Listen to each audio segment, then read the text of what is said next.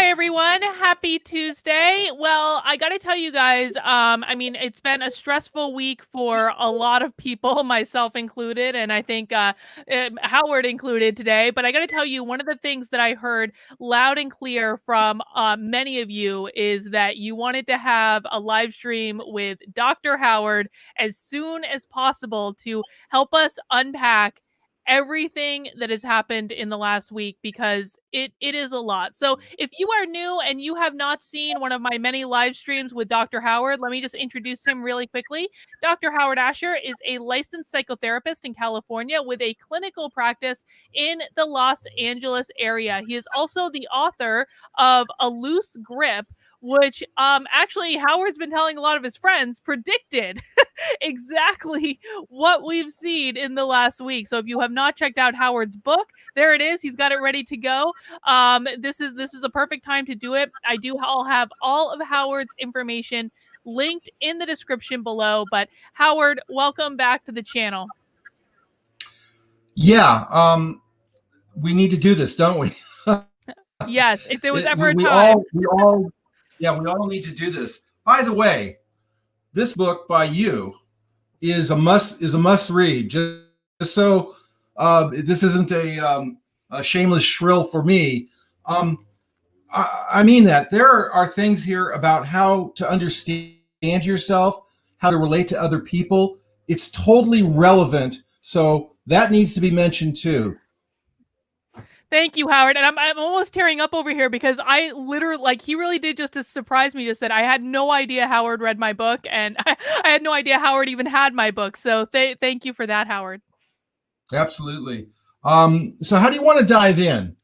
Because yeah, I mean, there's a lot. I think well, you know what? I would actually like your perspective at first because, it's funny. It's like you were like when I was at the Capitol on like last week, you actually called me while I was at the Capitol, and the phone call actually got through. Which I say that because I had no internet. I could not see the news. I could not see Twitter. I had no idea what was going on in the Capitol. But your phone call actually got through to me, and you called to check on me to see if I was okay, and I was. I felt completely safe actually.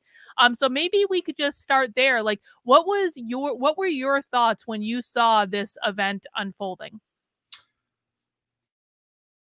There's a lot of layers to this, and I'm trying to figure out what door to open first. Maybe we can open up the who's surprised door. Who's really surprised by what transpired? But depending on what your political persuasions are, to put it, mildly, what you saw will be determined by what your starting point is. So if you think that Donald Trump is an a-hole, he delivered for you. If you think, wait a second, look at his record. Yes, he's got a raw, vulgar style, but maybe it took that to get through to needing to deal with the swamp and the corruption. And unfortunately, nobody until him has come to this place, and they look at him somewhat heroically. So that's pretty polarized right there, right from the beginning. And so let's go back to the election. If there isn't anything as passionate as an election, I don't know what it is. People have their hopes and dreams. Even people who don't follow politics somehow latch on to the hope for one outcome versus the hope for another outcome. And mostly throughout history, if it goes against you, you're devastated. And then you lick your wounds and you go back to doing your job. And in most cases, the country is fine because there's checks and balances. The Constitution can work, but it only works if the leadership is there to make it work. I wrote about this all in my book. By the way, it's funny. It's not just shilling for the book. If you write a book, it really should be an I told you so book. I don't like what happens, but why are you writing a book unless you can outline what it is that's going on, and then at various junctures say, I told you so, I told you so, I told you so. And your book is an I told you so. Books should be I told you so's where you have measured voices. I try to be a measured voice. I understand both sides, all that kind of stuff. And we've got to deal with it. So anyway, fast forward, the election happens, and I'm pausing here. You realize how much trouble you can get into for saying anything? I know. I mean, that's okay. That's another layer. Just say anything. The sun rises in the east and sets in the west. You're going to get controversy. Yep. So anyway, the election happens, and there was a time during the election night that it looked like Trump might pull this off, and everyone was being happy who liked Trump, and the other people were being depressed by it. And then we woke up the next morning or late and saw that there were interesting numerical things that had happened.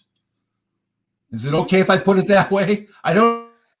I'm trying to avoid the controversy, and I know that I won't.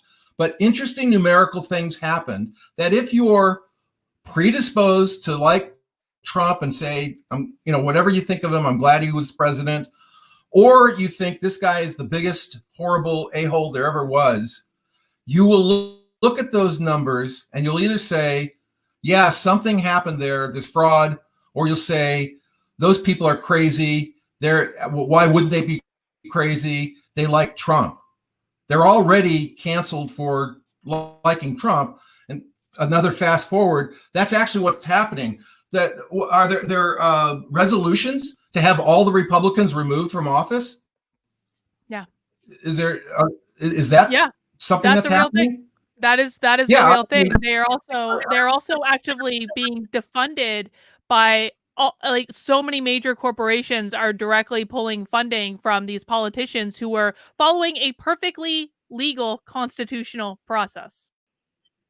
Sure. So if you look at that situation, that just thinking 1984, they got into your head, and somewhere at a cocktail party you said, yeah, maybe Trump's a problem, but I do like that he did such and such. You just lost your job. Yep. You just lost your job. And any Republicans or independents or anybody who's, and by the way, this is the version of the Joe Biden unifying, is like, you unify, you come along with me, and the rest of you are canceled. I wrote an article about, I sent it to you. I just posted it on Medium last night. It's a short 4-minute article. I would encourage people to read it. It's entitled See, like with your eyes, see. And I got a lot of very good response from it for a lot of reasons. And if we want to talk more about that, we can. But the idea was the whole thing was completely set up that dependent on which side you're either on or sort of on, you now will view what happened through that prism. It's just simply impossible. It was an insurrection. I mean, if you look at it from one, it was an insurrection. Trump needs to be gone. He's a treasonous traitor, all of that kind of stuff. And then the other side is, what are you talking about? All he did, and this is really interesting. So we got a civics lesson. All of us got a civics lessons about how the Electoral College works. Okay? There's the popular vote. There's the Electoral College. They choose their electors through the state legislatures. There's a safe harbor. There's certifications. There's all these layers. So unlike what maybe people thought before, is the elections are decided on the night of the election when the media calls it. That's how we used to do it. The media called it on election night, and the person was the president, end of subject, or president-elect. Okay. Well, that was usually, I want to put a caveat in here. That's usually dependent upon the other person conceding. right? Whereas like a lot of people tried to compare this to 2016, but Hillary Clinton conceded the day after in 2016. That was part of the civics lesson we learned, that the concession meant that in some kind of formalized, informal way, we could accept the results. Well, this time that didn't happen. And interestingly, you mentioned Hillary, because she said, Joe Biden, under no circumstances do you ever, and I mean ever, concede. Gee, I wonder if Donald Trump took her advice. Yes. Right. But it was okay for her to recommend it, but it wasn't okay. Then the double standard issues and hypocrisies are just crazy. So Donald Trump did exactly what everybody knows Donald Trump would do, which is on the night he'd say, there's fraud. And it was very easy for a lot of people to say, because they saw some numbered funny stuff, saying, yeah, maybe there was. So what did he do? He played all the cards, the various going to the courts and whatever. And one of the last cards, of course, was the that in the Senate, when they do the tally count at the vice president ceremonially does, there can be objections, which the Democrats have done it very, very, very, very many times. It's not unconstitutional. And the idea that you could say these are seditionists, then let's all be seditionists. They were seditionists in 2005 when they brought objections. So you knew that Donald Trump was going to play this card. So Donald Trump plays the card. Not only does he play the card, he does play the card with a flair. How does he do it? He has a rally. Let me correct myself. He didn't have a rally. Those rallies were organized by somebody else, and he was invited to those rallies. Right. He was not the organizer. Correct. No. He definitely, yes. Yeah, he was not I think this is actually a really important point. He was not the organizer. There was another group. Well, there were actually several different groups organizing rallies. They had one in November. They had one in December. And this one, Trump kind of drove around the first one, flew over the second one. People got really excited. But Trump and the White House were not involved, I don't believe, in the planning of those first two rallies. Even with this past rally, it was the Women for Trump or the Women for America First that planned the rally. There was also another rally by an organization that I'm not allowed to say the name of anymore because it's being purged from everywhere. And then there was the Million MAGA thing. And Trump ended up saying, I'm going to go to speak at one of these rallies. But it was my understanding that they may have talked to the White House, but it was separate groups coordinating it. Right. They didn't organize it, but I'm sure it was coordinated. But you see what the point is. This wasn't Trump, being a megalomaniac, planning and doing and all that kind of stuff. And here's another point too. So Trump's a leader. But here's the interesting thing about a leader. He's actually leading because he's following this massive group that's at least 100 million. We call it 75 million, but Trump his ear is finely tuned in this regard. It's finely tuned, and he's saying the people want this, and the people should have this, and I agree with it. So what he does is he goes because he's accepted by these people. There's been a terrible fallacy that these people are following Trump, and they do what Trump wants. What Trump tells them to do. It's a terrible way to look at this, and it's an incorrect way to do it. Trump definitely has his opinions. Trump definitely wants people to do certain things, but Trump isn't making these people do anything. What he's doing is he's addressing their concerns. So he goes to the rally, and he says things. Now, I have to claim some ignorance. I have not seen the text of all of his comments. I've had people who have been Trump supporters or Trump sympathizers say, yep, he actually did incite. And then they gave me some paraphrase of what he said. And then I had other people say, well, here's what he said. And I thought, well, that's not inciting. He didn't say, go with your guns, break into the building and hold people hostage. He didn't do that. What I think he said is go in a peaceful way and protest. And I imagined that there was a perimeter around the building, and people would have been protesting, saying, fraud, fraud, fraud, whatever, which they have a right to do. I don't think he said anything that specifically said storm the building. No, he 100% did not. And let me provide some clarity to this because I do know what he said. So first off, there's some context that people need to understand. I was at the event. I was in the overflow area. I did not go into the ellipse because I didn't want to. I actually prefer to be back with like actual normal people at these things. So I was hanging out in the overflow area.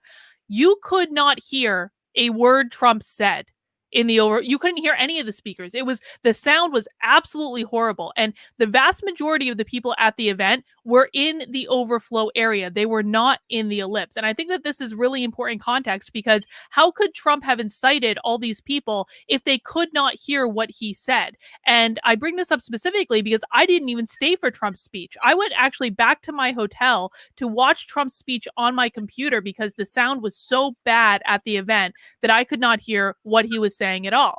The other point I want to make on this is that the people that went into the Capitol that started the whole thing didn't even hear Trump's speech. We now know from the timeline they were already down there. They had already left either before Trump started speaking or during Trump's speech. So they didn't even hear what he said.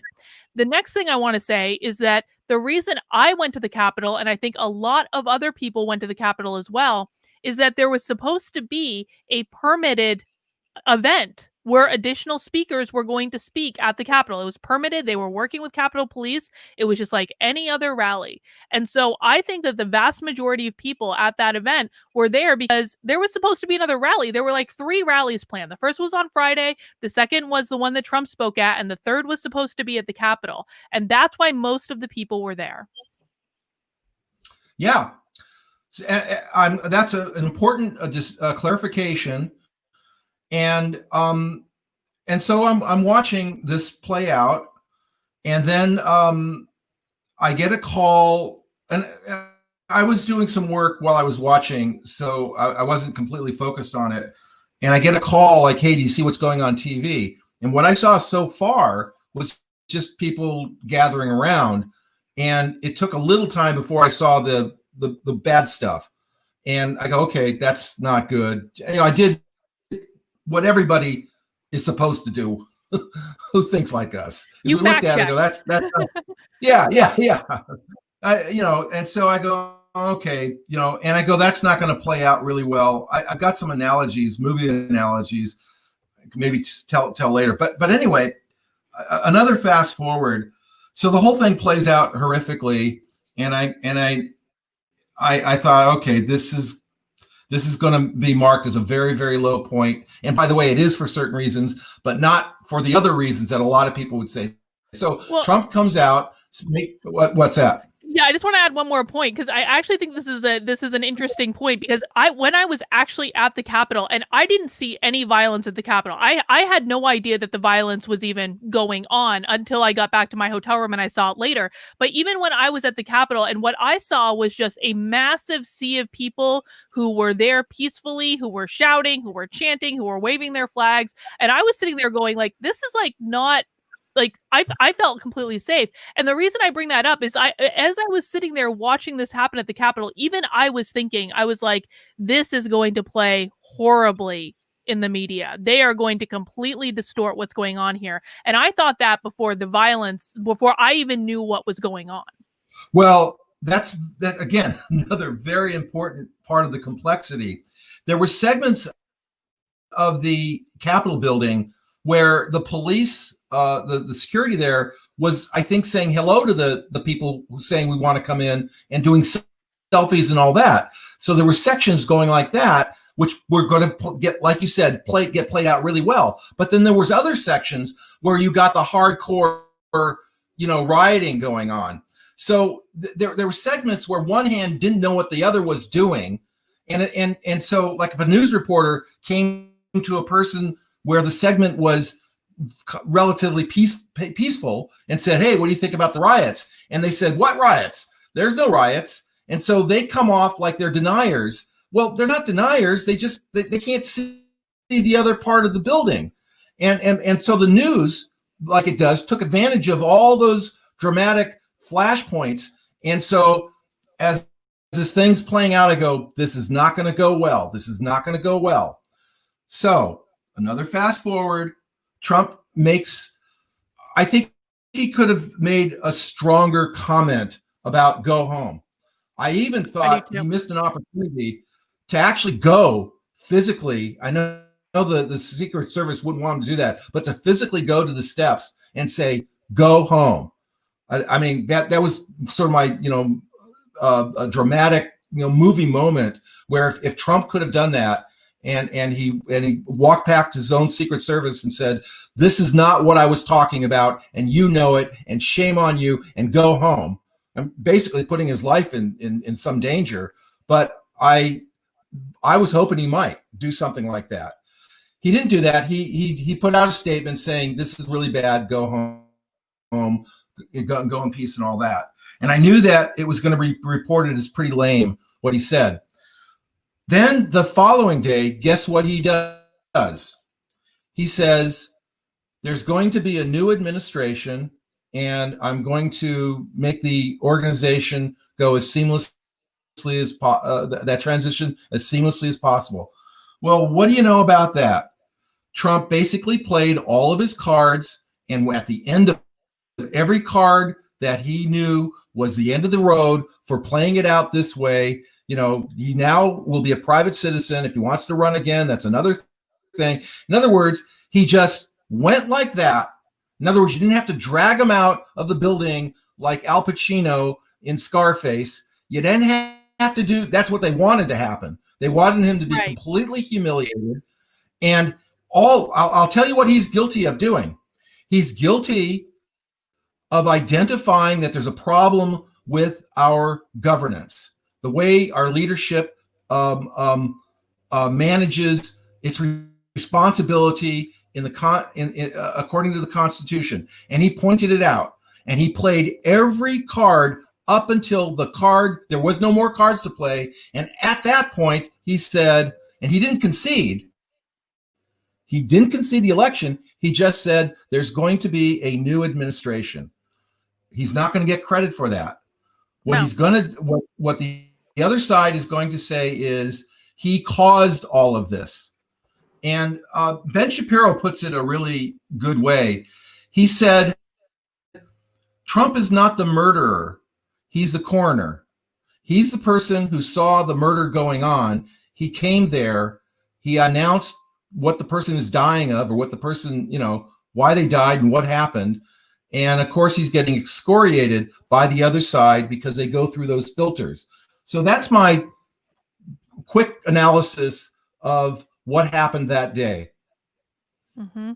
So what was I mean, there's just there's so much to unpack. And I feel like maybe the place to start is the question you asked at the beginning is anyone surprised that this happened?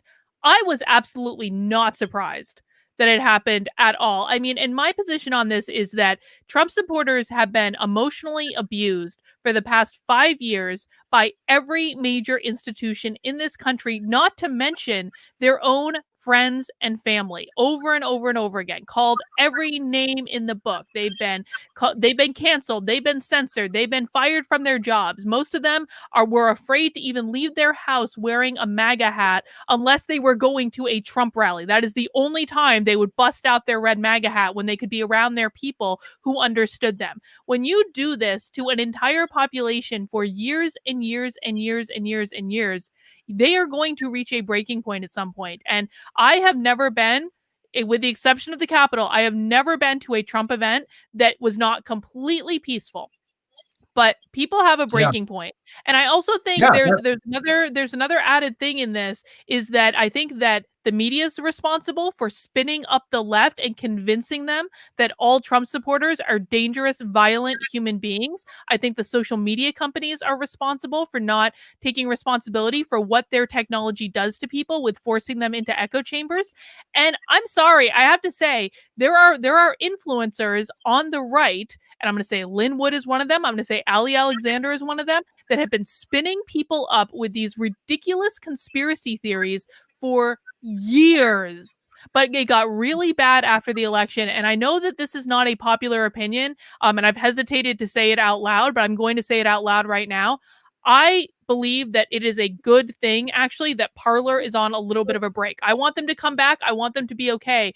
But the last couple days that Parler was online, it was getting extremely dangerous with the conspiracy theories, with people listening to Lin Wood. Like, it was getting really dangerous. And I actually think it's probably a blessing that they're on a little bit of a break while they figure out their next move. So I feel like it was like this perfect storm that all came together to just have like lead to this explosive moment. What's your position, Howard? Well, I think so. And if you think about the dynamics of battered spouse syndrome, when you talk about the abuse of the Trump, what's the best word for it? They're not even necessarily Trump supporters. They could be Trump appreciators, Trump understanders, Trump supporters, Trump sympathizers, Trump. I think he's not great at everything, but there's some really fine things he did do. All those people have been battered and abused. And so here, the bad news, of course, is this is happening. The good news is this is happening because while I agree with you, Parler now gets to, should probably decompress a little bit because it's going to come back strong. But this goes to like a huge thing that's always been looming, and that is our society has to retool. Our infrastructure, our media infrastructure, all of that was yanked away by a monopoly, by the tech monopoly, and it rendered everybody gone. It rendered everybody who doesn't agree with them, or if they think they don't agree with them. In other words, they're just getting rid of. This is what they did with communist purging. Okay, mm-hmm.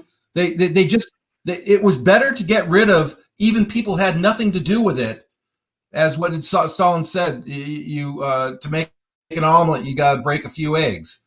It's what's happening is we're not only going to get rid of okay, you mentioned Lin Wood. Thank you. I don't know what this guy's doing. I don't know him, and I don't know what his end game is. But from afar, I'm calling it crazy, and I think you are too.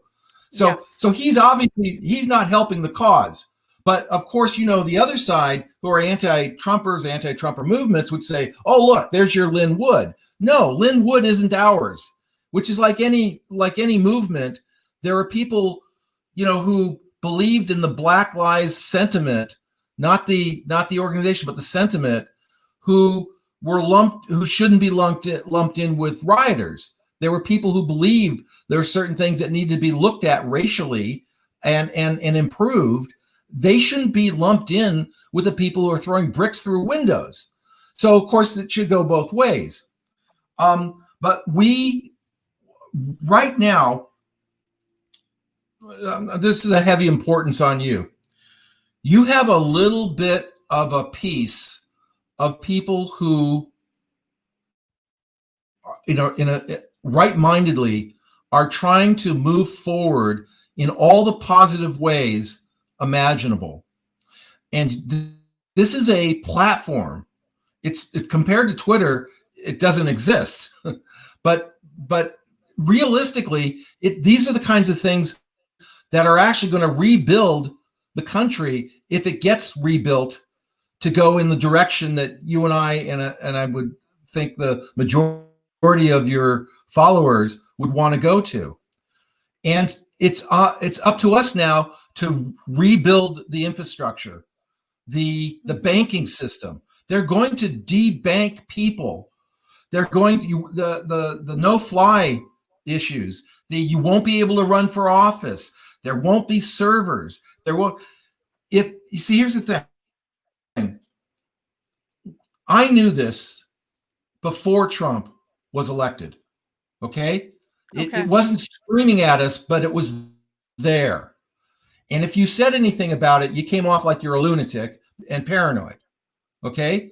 So now things have played out the way they are. The problem is you could still come up as a lunatic and paranoid. People who disagree with me a lot would think I'm off my rocker. Okay. I accept that. Remember, I talked to you about how we deal with racism. I said, fine, call me a racist. I can't fight the fight anymore. I have to go by what I know. You could say I'm off my rocker, but you want to know something? I know that I'm not. I know that your followers aren't. I know that you're not. I know, and here's what I'm hoping for. It's a big hope. I'm hoping there's more of us than them. The people who are blinded, who are crazy, who are deranged, who don't see. Here's the thing. How many times have I tried to make a case? You could hate Trump, but he's done more for your liberal and leftist cause than anybody else would have. He gave you a real platform that if you've got a good case, make it. But the problem is they don't have a good case. That's why they resorted to canceling. If they had a good case, all they would have to do is to promote their ideas. And the people who've been supportive of Trump actually are saying, left, go ahead, make your case. Don't mob us, don't cancel us, don't riot on us, don't violent on us, but left, make your case. And so far, the left has never been able to make its case. The only thing they can do is cancel us. So if we don't take this seriously, we should have taken this seriously before Trump was elected. This is why Trump was elected. Mm-hmm. Since we didn't take it seriously, we didn't see it, we didn't say it out loud. If I would have said it out loud, I would be considered paranoid. Like I said, there's some people would still say that. I know that I'm not. I know that you're not. If we don't, at least now, start to rebuild our media infrastructure privately, we don't have to go through the government. This is the other thing, too. For entrepreneurs, this is a huge opportunity. Imagine, let's just say there's 100 million people who've had it. They probably will only take 50 million people. But let's say in this country, there's 100 million people who've simply had it. They can pull their resources and start to rebuild the media infrastructure so that the other infrastructure can be what it is, but then there would still be servers that will listen to free speech. Mm-hmm, mm-hmm. Howard, you're starting to break up a little bit. Your image is looking very, very fuzzy. Is the internet okay on your side? Everything looks good to me. All right. Well, maybe we'll just give that a minute to see if it levels out. And guys, if you're enjoying this chat so far with Howard, please make sure you hit that like button. Please make sure you're subscribed to the channel. Howard is a regular on the channel. I'm sure he will be back many, many, many times as we continue to unpack this issue. I also do just want to, review my rules for the chat because I actually do have rules. I can't see everything that comes up in the chat, but my number one rule for the chat is you will not insult me. You will not insult my guests. You will behave like a civilized human being in the chat. If you insult me or you insult my guests, you will be put in a timeout. If you do it again, you're going to get blocked, and that's just the way it is, and I don't really care how you guys feel about it. Facts don't care about your feelings. This is my house. You will not come into my house and insult me. So I'm saying bringing that up because I've already had to put a few people in timeout, and that's going to be the way it is. All right, so let's see. So neither of us are really surprised at the place that we ended up in. Howard, what has been your reaction to the backlash that is coming from the left, essentially from the Democrats? Because my position on this is that I just think it is beyond the pale. I think that Nancy Pelosi actually tried to stage a military coup when she went to the military leaders and told them to not allow Trump to do anything. They can't do that. They're trying to impeach him even though they have no time to have a trial. Alan Dershowitz has come out and said they really can't do that. That you cannot impeach someone after they leave office. So congratulations, Nancy. So what do you think they're doing, and where do you think their head is at? Well, their candidate just got certified for having won the election. In Georgia, their candidates won the election. At least they'll be certified. Whatever the other side says, whatever fraud may exist or whatever, They won the election. So what's happening is, hang on, Howard, hang on. You're really broken up. So maybe we can do a quick pause. Can I ask you just to like leave the StreamYard and come back in to see if that solves it? I'm sorry. It's just like I want to make sure people hear the points that you're saying. So let's try to resolve this. Sometimes stopping and restarting can be the very best thing. All right, guys, let me just go through your super chats that have come in while we're waiting for Howard to come back. And again, I do thank you guys for the support. Let me see. Brother Bro Vet says thousands of multi-generational family businesses destroyed in Michigan. What do I say to people in their 50s, 60s, and 70s who've lost everything? I say that I'm incredibly sorry for that, and I think it's ridiculous. And I think that if private businesses can do whatever they want to do, then they should go and open their business and see if that fixes it. All right, I see Howard. Let's see. Howard, you're back, and I can actually see you. You don't look funny anymore, so that's good. Okay.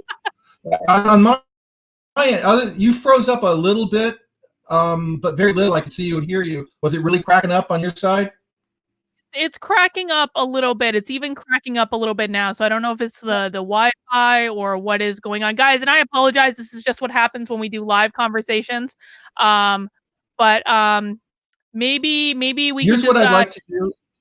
Okay. Let's try to power through, and let's look if you'll see the results afterwards. We can follow up with another content. Howard, I can barely understand what you're saying, though. Is the problem? And I want to make sure that people have a chance. Is it possible? Could you reboot, maybe? Yeah. Let me get out. I'll come back. Okay. Thank you. And guys, I apologize again. This is just sometimes what happens when we do things live. Sometimes the internet gets a little wonky. So we'll wait for Howard to come back, and I will continue to go through the super chats while he does. El Diablo Loco Poco says 20-year war correspondent Michael Yon interview indicating Antifa presence. Okay, guys, I'm going to say this, and I'm going to say this clearly. There was Antifa and Black Lives Matter there. There 100% were. However, they were not the primary perpetrators, and people have got to stop lying about this. I'm so sick of it. Guys, like this, I receive messages like this literally all the time with you guys like trying to convince people that Antifa and Black Lives Matter were the perpetrators of everything. They absolutely were not the perpetrators of everything. That's not to say there weren't onesies and twosies there, but they were not the perpetrators of everything. So we've got to start telling the truth there. All right, Howard. Yes. Oh my God, Howard, it's so much better now. Okay. This is work. Yes, it is 150% better. So I appreciate you doing that. All right. So I was asking you about like what in the holy hell. I remember what you were asking. So but because the left's response is what you were talking about, Nancy Pelosi and all that. Yes. So anyway, the election has been Joe Biden will be sworn in. The two Democratic senators in the senator's race in Georgia went the Democrats' way. So the Democrats right now are drunk with power.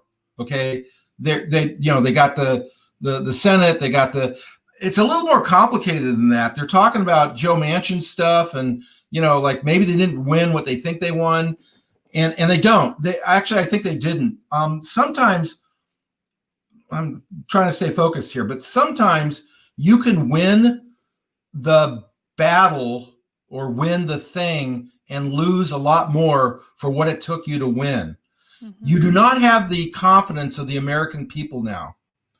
So what they're doing is that they're claiming their power, and they're saying, we're king of the hill now. It's ours. And I'm sure they're mindful that unless they do certain things, it'll slip through their fingers again. I'm suggesting it already has slipped through their fingers. If you want to make a case of how crazy Trump is, look in your own house. Look at your own people. Look at the things that people are saying. Now, the fraudulent media are eating this up, and they're using it. But they're also exposing themselves as to how fraudulent they are. So it's kind of like one of these things, you can fool some of the people some of the time, but you can't fool all the people, all the thing that Lincoln said. Mm-hmm. keep saying to you, I hope there's enough of us. And it's starting to happen. There's a few people who didn't like Trump at all. And now that they're doing these deplatformings and these shadow bannings and these canceling, there's a lot of people who really hated Trump who are saying, time out, wait a second. You can't do that, Twitter, or you shouldn't do that. They can do it, by the way, but they shouldn't do it. The Facebook thing, all that social media stuff, I'm starting to see trickles of people saying, I don't approve of this either. And if they start to join the group that have been known as the Trump supporters or the Trump movement, again, I'm trying to be careful. There's a lot of people in that movement who don't particularly like Trump, but they just appreciate his presence in the political scene for what he's done. They see things more historically. And that's a big if that happens, we can turn this whole thing around. If it doesn't happen, we've lost the republic forever. Mm-hmm. Now that's my gosh, that's a very bold thing to say. You have enough followers that I put that out to a lot of people who heard that. And I believe it. I believe that we've been on a downward slide for a lot of years. And this was never about Trump. They wanted to make it about Trump because it was easy to do that, so they could throw the slings and arrows. And this is another thing too. It's a piece of advice, and it's sort of mentioned in my article that I just posted. I avoided naming any names, any personalities, any groups, any platforms. So I didn't by name blame anybody, even though I think I righteously can. But if there are people who will not have a conversation with you, if you're a leftist, there are people who will not have a conversation with you if you're a Republican. There are people who not. So if we could take the labels out of our discussions. There was an interesting, they do these surveys a lot of times, and they'll say like certain policy issues or things that were said, and the man on the street kind of interviews, and they'll say Trump said this, and they'll be like 90% of people say, oh well, that's terrible, and then they'll say the same things, and they'll say Obama said it, and the people will say, oh, that's a really great thing, and none of those things were said by either person said either one of those. And you see where I'm going with this is that people are projecting before they have a conversation as to who you are, if they can align you with some group or politics or race or anything. If we can suck all of that out and only talk precisely to an issue, you will find that there's more agreement on so many things that are necessary. If that's done, you've got your republic.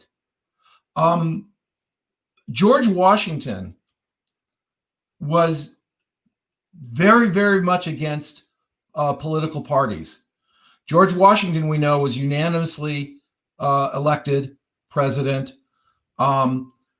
He was a unique person in a unique situation at a unique time in history. And he had the idealism of saying, we're going to have problems if we get to political parties. And it's not like I had a conversation with him, but I'll extrapolate where I think he's going with a thing like that is, if we have parties, we'll only talk from a party position. We won't talk from an issues position. And so he was against them. But as it turned out, you couldn't run a campaign unless you were aligned with a party. And a party started out maybe innocently saying, here are the principles we care about. But it doesn't take too long because of corruption and miscommunications and disingenuousness. It doesn't take too long that no matter what kind of party you have that has certain principles, they start to get they deteriorate and they become cartoons, and people start to attack the party. So hopefully we can learn that while we have a lot of affiliations, we have religious affiliations, we have issues with guns, abortion, education, finance, racial. In other words, we have all these groups we could be a part of. If we only can see people through all of those groups, we're done for. We won't be able to deal with any issues. And guys, I want you to know I just put into the chat the link to Dr. Howard's Medium, where he did publish the article that he mentioned. So I strongly encourage you to go to his Medium, check out his article, make sure you follow him on there if that's your thing. Howard, I gotta so I woke up on the morning of the 6th, and I of course saw the election results coming out of Georgia, and I wasn't surprised, to be honest. I knew that Brandon had been knocking on doors in Georgia the entire month, and he has said to us, like, he did not think we had good candidates compared to the other candidates, and all that stuff. So I really wasn't that surprised. And I actually posted a video on the channel during the morning when I was just at the event at the Ellipse, where I actually felt really optimistic about everything. And I had walked down from the Washington Monument to the Lincoln Memorial, and I just had some time to myself, and I walked into the Lincoln Memorial, and I was greeted with Trump supporters singing "America the Beautiful," and it was actually a really lovely experience, and a sense of calm came over me, and I was like, you know what? This is what needs to happen to a party to get them to actually expel the people that don't belong in the party, that are running it into the ground, and to rebuild. And so the morning of the 6th, I was actually really optimistic, which is strange because they had lost everything, right? I was not one of those people that was like, Trump's going to be president. In fact, I was trying to prepare people for months that it probably wasn't going to work out that way. But I was feeling really good. I was like, the RNC, the Republicans have screwed the pooch on this one, and now everyone's going to see it, and it'll be a great opportunity to start to rebuild from scratch. And so that morning, I was actually really optimistic. Now, what's happened since then, I actually think that the opportunity is even bigger, because what happened at the Capitol, to me, shone a light very clearly for everyone to see that the Democratic Party and the Republican Party are exactly the same thing. Yeah. They're exactly the same thing. And I think it was Michael Malice, wasn't it, that he was talking about how the response of Lindsey Graham, who was like, they were sitting in our chairs, how dare they? It was so clear watching that. It was like they really do see themselves as these elite on both sides that are just looking down their nose at these pitiful human beings, and how dare they sit in our chair. If that's the reaction, that you're upset that someone sat in your chair, I think that's a pretty good indication of how you feel about average everyday people. Yeah, there's so many layers to all of that, and the part of it where the Democrats are no better than the Republicans, or they're worse. They're no worse than the Republicans. The Republicans are no better than the Democrats. Again, that's why I was talking about the party thing. They're unfortunately, no matter how good a principles or cause might be, it gets hijacked by all kinds of psychological and corrupting and things that put us on a bad course. And so it's really funny to hear you talk about the calm that you felt and the peace that you felt on the 6th, on the morning of the 6th. I felt the same way. I said, this is going to be fine. There's lessons to be learned. If wise people prevail, we'll be better off for it. This shines a light on so many things. And again, I'm doing this hope that I hope there's more of us than them. And I hope that we take the time to do the rebuilding. But I mentioned a movie reference. There was a movie in the 60s, a black and white movie called The Hill with Sean Connery in it. And it was about a military in the British military, a prison camp. And it showed the prisoners being terribly abused in this prison camp. And the dialogue is fascinating. If you have a chance, a chance to see it, I'd recommend it. At any rate, everything's going along and all these abusive things that are happening until some commandant comes by, administrative commandant comes by and sees the bad things going on, and the prisoners now finally, will have their day, except the prisoners that were really, really abused. When the commandant walked out of the cell, they took the bad guy who's doing all the abusing and beat him to death. And it doesn't show you, you just hear the scenes. And Sean Connery, or whatever the character was screaming at them, saying, no, we won. Don't do that. We're going to lose everything now. And I remember thinking about this movie, The Hill, when the bad people stormed the Capitol, because we now can lose everything. We were winning, even with the election decisions and all that kind of stuff. Even with all of that, even if Trump, when Trump leaves office, we will be able to make the claim of all the things that he'd done. Now the focus is going to be on the Capitol riot. Mm-hmm. And this is played. You see this in history. These movies have a theme where somebody's being abused, and then they finally triumph, and then they blow it because they go too far with their own violence. And this is the thing to me that played out. Mm-hmm, mm-hmm. So I guess I want to turn the focus back to just like normal everyday Trump supporters, because I feel like, and whether they were there on January 6th or not, I feel like, going back to this idea of like battered spouse syndrome, or like being in this abusive relationship for years and years and years. Now we're in a circumstance where I have seen article after article of just people who were just there on January 6th, didn't participate in the violence or anything like that. They were just there in Washington, D.C., are losing their jobs, are being canceled by their employers just for going to exercise their First Amendment rights. We've seen, they've come out and have been more vicious than ever against anyone who even remotely supports Donald Trump. What do you think this is going to do to the 74 million people who did cast their vote for him, most of whom are completely opposed to the violence that happened at the Capitol? Well, what I hope it will do, what it will do, I don't know. I mean, that's always the unknown, is how will we respond to it? Again, this is what I wrote about. Bad enough what happened, but it'll get worse if we don't understand what happened and we don't respond to it properly. So those people that the 70 million, 75 million, I think they're actually more than that. Mm-hmm.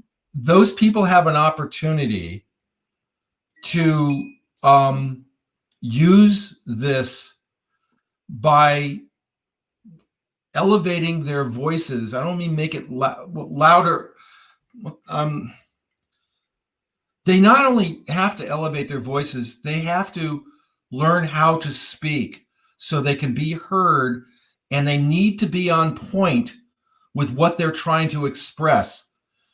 So this is the opportunity for all those people who claim to be in that place, for them to seek out these kinds of platforms, the kind of platform that you have, the kinds of things that I'm trying to offer, so they can learn how to be in this world and recreate the infrastructure that's been broken. The infrastructure for them right now doesn't exist. Okay? There's the Constitution that does exist, but the Constitution doesn't matter unless it's actually played out. Okay? And every generation has to deal with that. So the challenge and demand for everybody is to say, this is an opportunity to do the positive things, but we have to educate ourselves.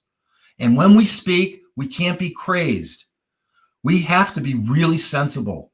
Mm-hmm. We have to get to the point where the people who otherwise would never have agreed with us for whatever reason, hear something and think to themselves, well, that's not so bad. It's like what happened when you went to the rally. You were open, you saw, and you said, what I heard about these people wasn't true. So people have to present themselves in as many ways or in many places as they can so that the other people will say, well, maybe they have a point. Or maybe I understand it's not about Trump. It's about communication and freedom and fairness. I don't know. Are you optimistic that enough people will use this and not to riot, not to mob, but to actually come back powerful and strong with good ideas? Well, I don't know because the thing of it is all I hear, and listen, I have to put context around what I'm about to say because the people who speak up online and like leave comments on stuff like this or on Twitter or wherever, they usually tend to be the people that are complaining, right? So I'm not about to suggest that what I'm hearing is the sum total of all the thoughts out there because I know I have a very high percentage in my like in just comments that you get of people that are complaining. But what I'm hearing is a lot of, frankly, like, woe is us. Like, this is horrible. We're never going to win another election again. Everything is bad. Everything is rotten. And so I really don't know. I feel like a lot of people are using, and frank, to be really frank, that was true before January 6th. And I think we saw that manifest itself, frankly, in Georgia, where a lot of people who showed up to vote for Donald Trump didn't bother going to vote for the candidates because they were like, it doesn't even matter. Voting is rigged. Blah, blah, blah, blah, blah.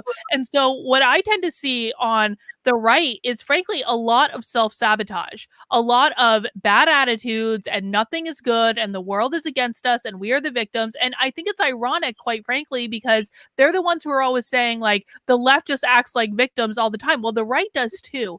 And if they see no, if they cannot will themselves to see the opportunities in this circumstance, I can't do it for everyone. I see a ton of opportunities. I hear you talking about opportunities, but if average everyday people are just complaining about how the world is set against them instead of going out and actually building something and trying to create something, we can't fix that problem for them. Yeah, Carlin, I'm really glad you brought that up because I didn't want to just, paint with a broad, we got to be better and all that.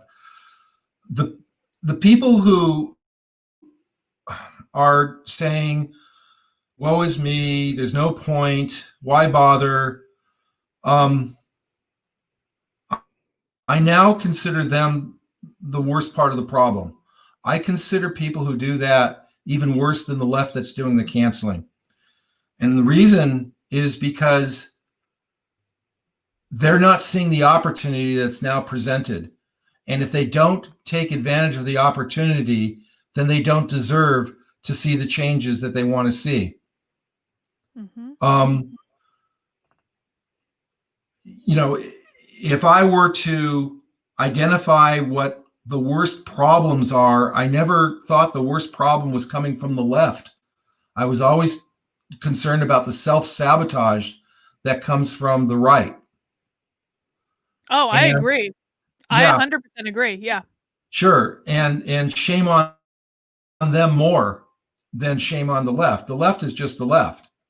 But the left has cleverly, for years, for maybe beyond a generation, has taken over our culture. And that's daunting. I mean, I don't want to sugarcoat that. I mean, what is one person going to do about answering the foulness and the fraudulent stuff about our culture? Well, let me jump in there for a second, Howard. Hang on, let me jump in because I want to make a point. I'm even seeing it in the chat right now. I have Dana Scully here saying, "I don't know what Carlin is thinking. How are we going to win again when the other side is in control of everything and they protect everything and blah blah blah. Woe is us, woe is us." And so you just said, like, what is like the average person going to do? Well, I'll tell you what doesn't help. Attitudes like that.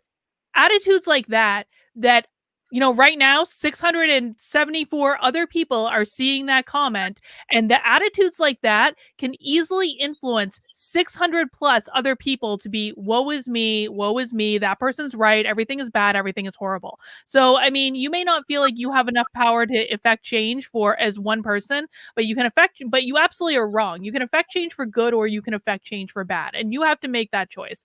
I'm sorry, Howard, to interrupt.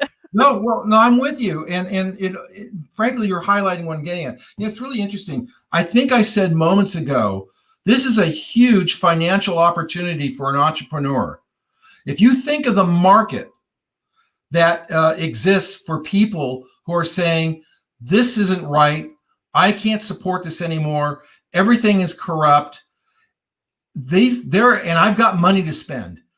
These people have money to spend on actually correcting everything. Now that may sound vulgar, that we're going to use money to get our way out of this, but that's the capitalistic system. If somebody is only motivated by the money they can make off of people, let's call them the 100 million people who now need a server to put their content or to see their content, that's a huge opportunity. So the woe is me people they're done, and they're going to be passive, and they're going to have whatever happens to them because they took no agency. But if you don't see that there's an opportunity for agency more today than ever, there should be people licking their chops saying, this is our time, this is our and you don't need to do it with a mob. Mm-hmm. You don't need to cancel. And so, I mean, I'm making the case for how exciting this is. Mm-hmm. This could have, if this was always there for, at least 100 years. So if the Trump thing hadn't happened to show a light on it, we would have just, slogged along the way it is. But we actually have a chance to reinforce what the meaning of the Constitution is. We have a chance to reinforce what life, liberty, and the pursuit of happiness means.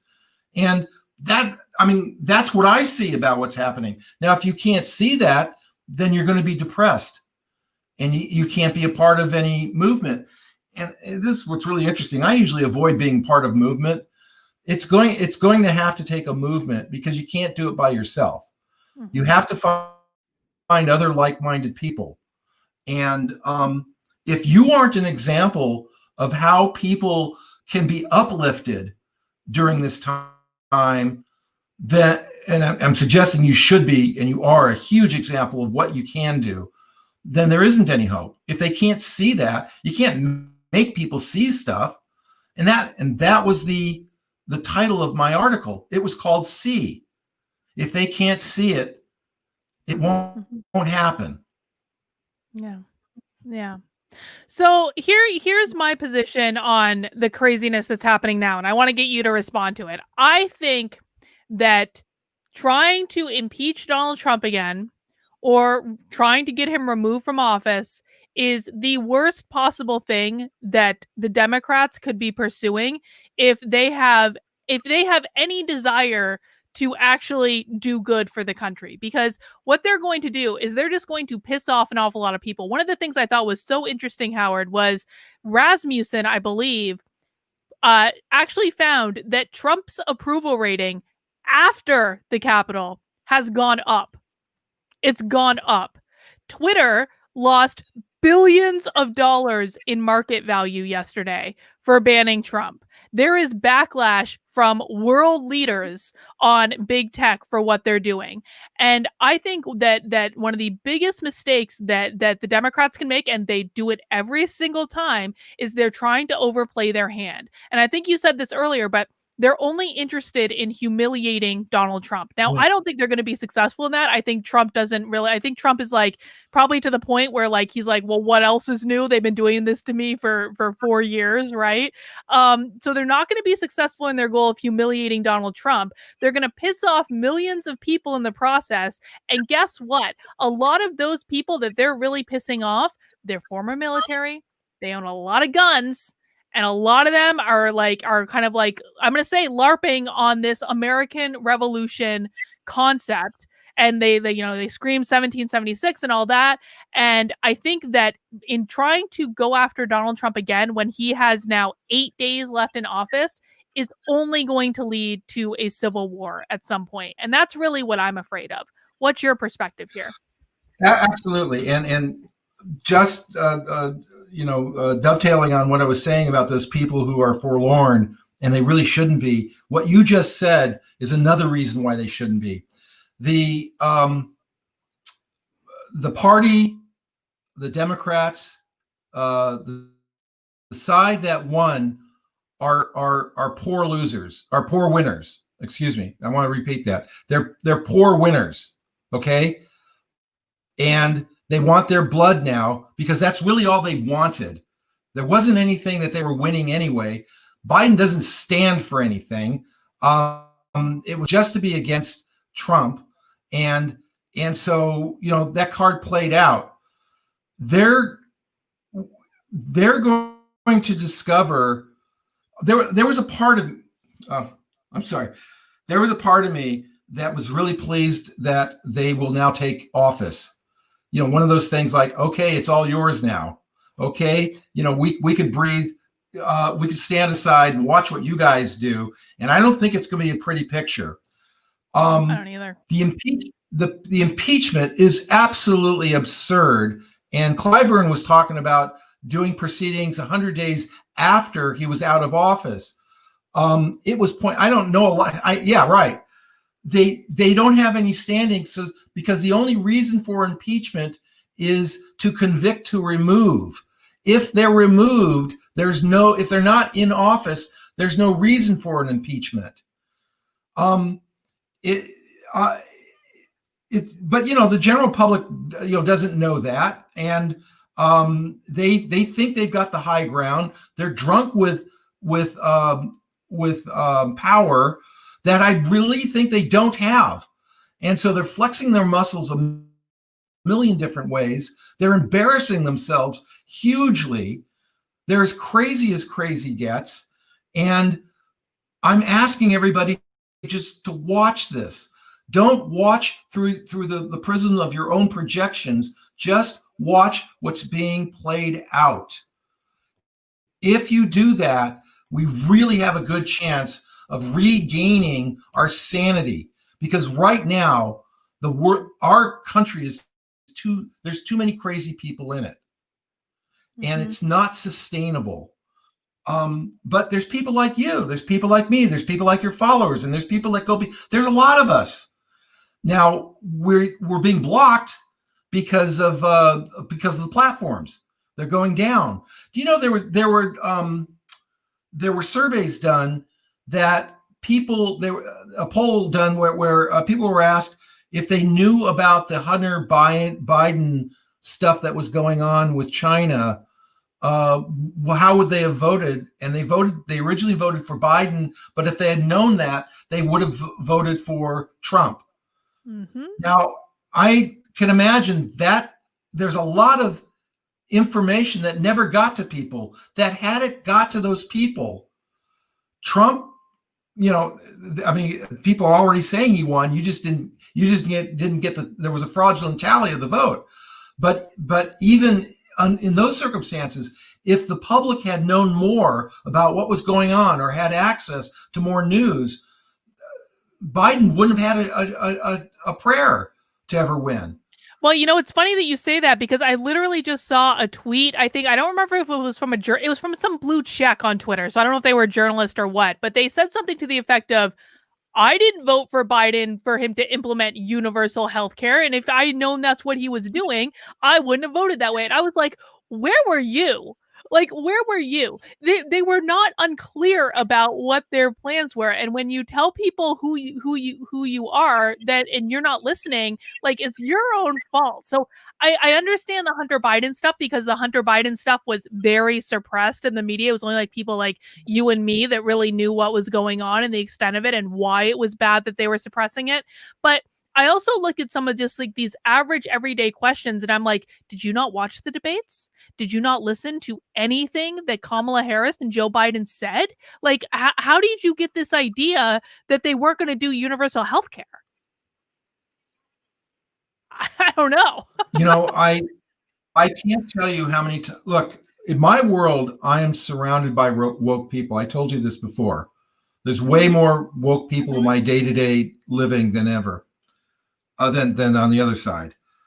I have a very good reputation. I'm well liked. I do a lot of conflict resolution, and so the times that come up where there's a policy issue that I might have with those people, I'll point out a few things and they'll say stuff like, I didn't know that. And I'll say, would that have made a difference? And they say, well, yeah,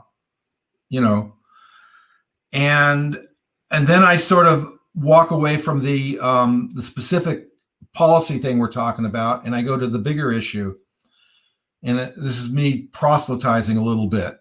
I say, that's the thing that worries me. I know what your politics are, and I know that you know my politics, but our politics aren't the issue. The issue is that people aren't hearing anything. And in many items that I've ever spoke to you about, I mean, this is what I do as a therapist. People come to me and they loaded up with all kinds of ideas and feelings. You can imagine, I've been doing this almost 50 years. And I can't just say you're wrong. What I have to do is say something so that their own head tells them they're wrong. You have to find connective, clever ways to connect with people so that when they change their mind, it's not that you change their mind, they change their mind on their own, because on their own terms, they came to understand the situation better. Now, I'm going to tell you something that hopefully can give hope to those people who feel like forlorn and there's nothing we can do.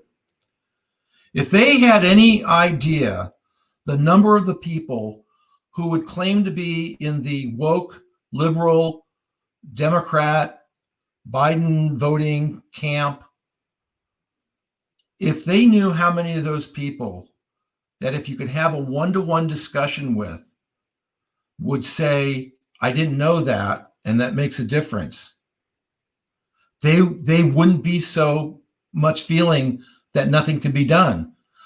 It's just that these people aren't addressed or approached as individuals who think for themselves. They're approached as a group. Mm-hmm. You approach somebody as a member of a group, you'll never get through. Well, and this is why it honestly has always driven me crazy, and it continues to bother me. The right does this all the time. Every time someone on the right says liberalism is a mental disorder, I'm like, first of all, I'm a liberal.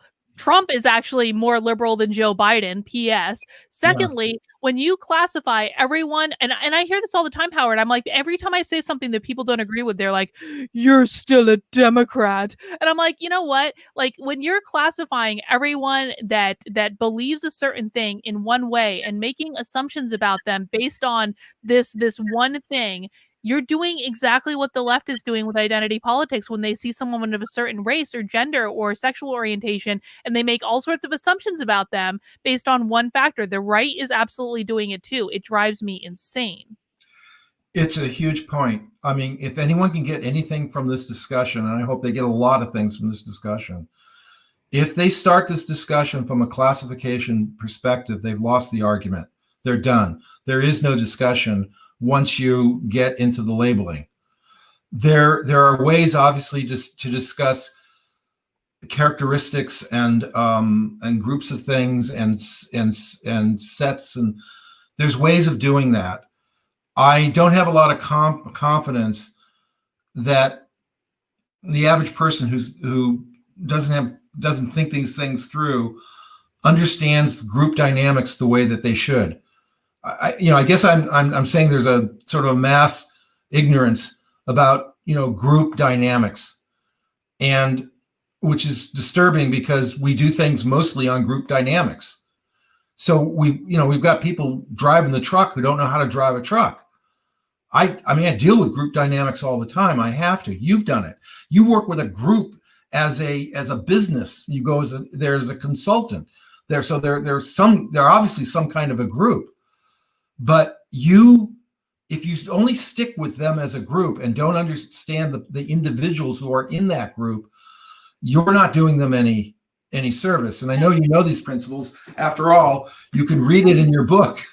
Well, and it's funny. I actually have a whole chapter in my book just on disc profiles and disc styles and what you need to know about your work style. Because anytime I've worked with an organization, the very first thing I do is I make everyone I'm working with take a disc profile so I can then look at them and their individual preferences and tendencies and how they're communicating and how they're operating. Because if I can't look at them as individuals first, I don't know how best to work with them.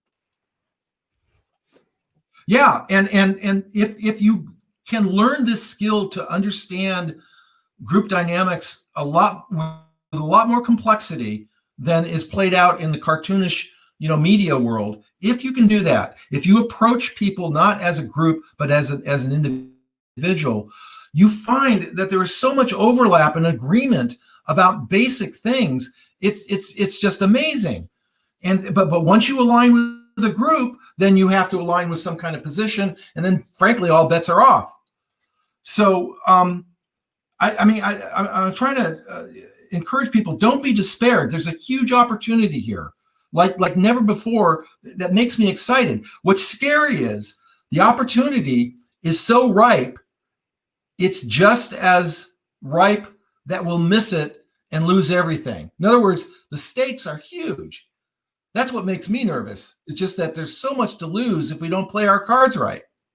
Yeah, absolutely. Well, Howard, I have a couple other questions and then I want to get into some super chats, but I just want to say, everyone, if you're enjoying this discussion so far, please make sure you're hitting that thumbs up button. Please make sure you're subscribing to the channel. Also, just so you know, both Howard and I are on Locals, which is exploding right now. I mean, it's absolutely insane. I think a lot of people are flocking there because it is the only platform really that I feel safe I won't be censored on. I have a community on there. Howard has a community on there. The information for both our communities is in the description below. And I just want to really encourage everyone to join Locals. At least it's a free account to join, and you can join any community you want for free. And then if you want to be able to interact with me or Howard or any of the other people on the platform more, you have to chip in like $5 a month, because that's how they keep the trolls out. That's how they keep it is like adult social media. It is so nice. So I definitely want to encourage everyone to join both Howard's and mine's Locals. And again, the information is in the description below. So Howard, I want to just ask, because I've seen a lot of people who are still holding out hope that Donald Trump is going to have another term.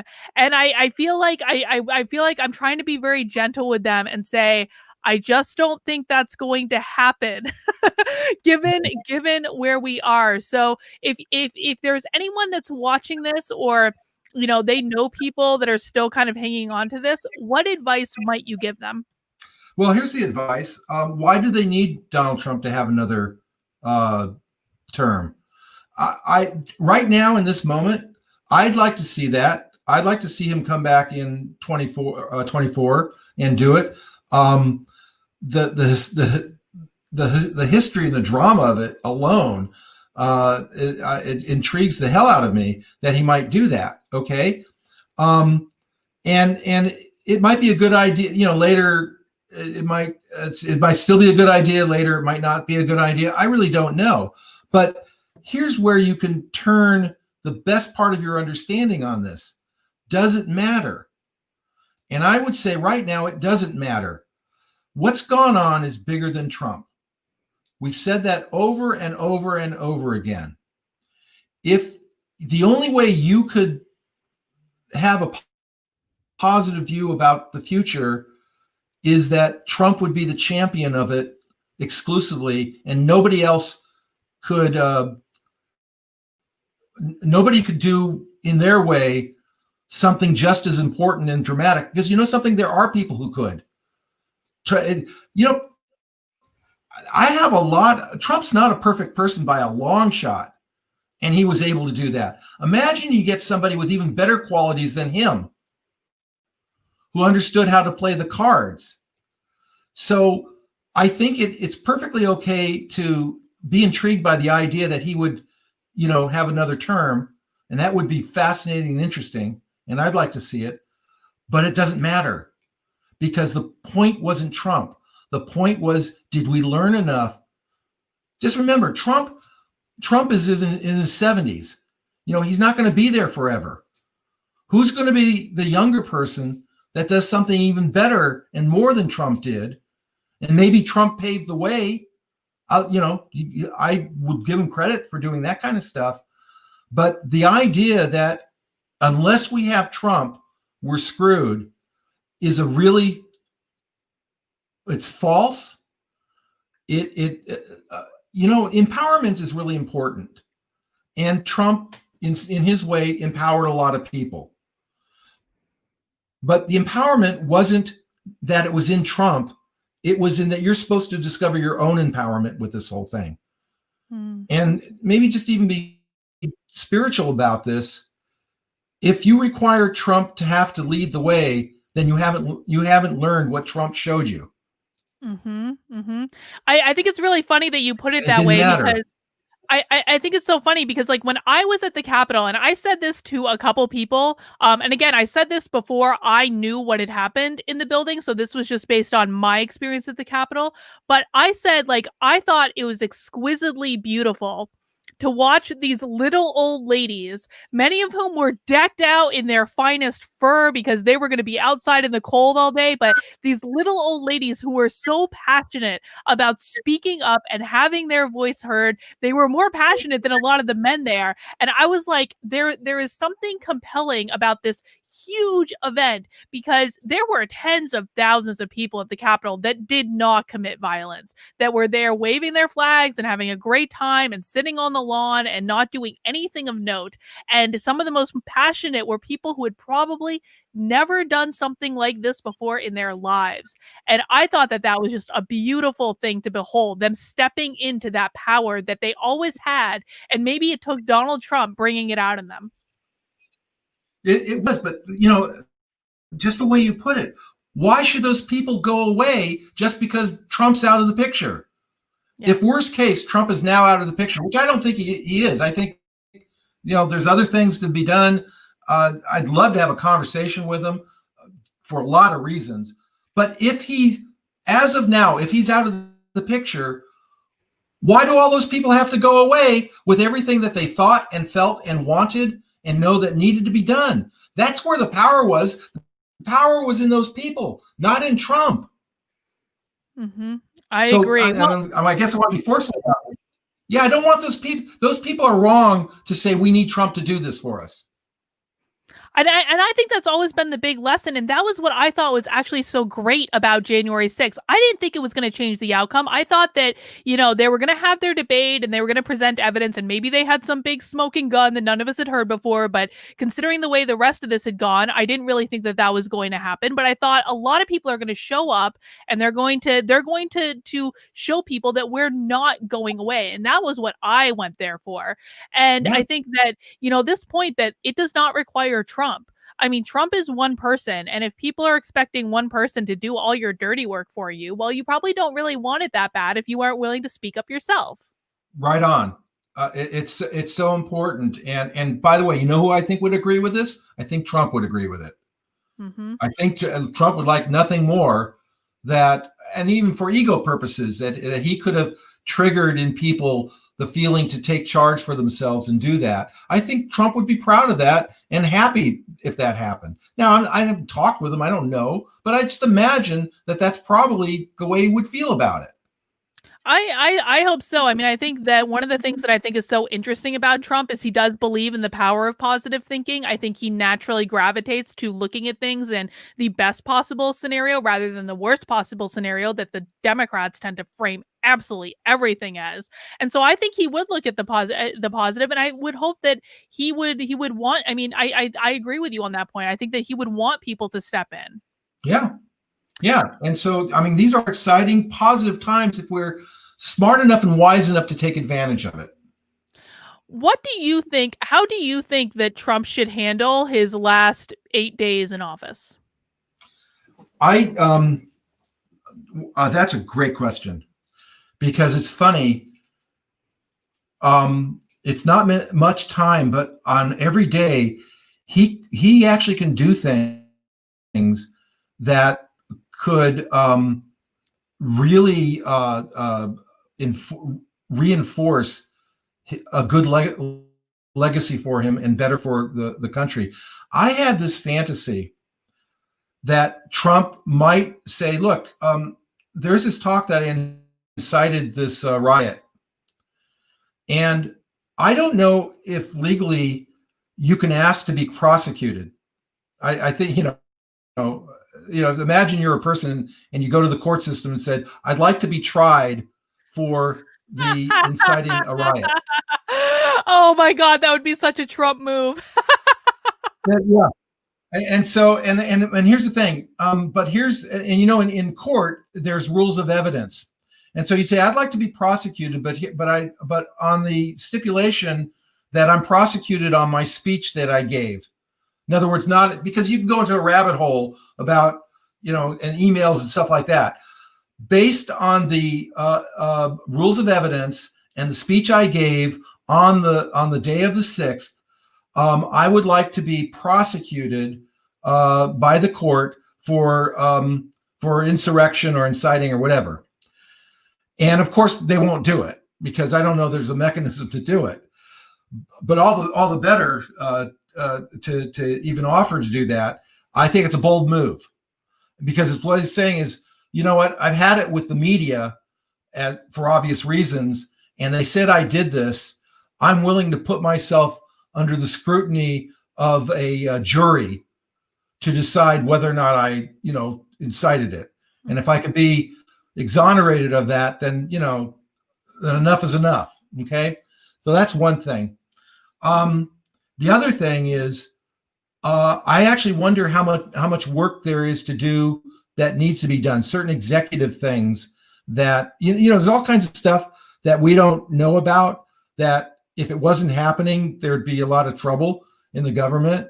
And with these distractions, I wonder what kind of executive policies he can put into play.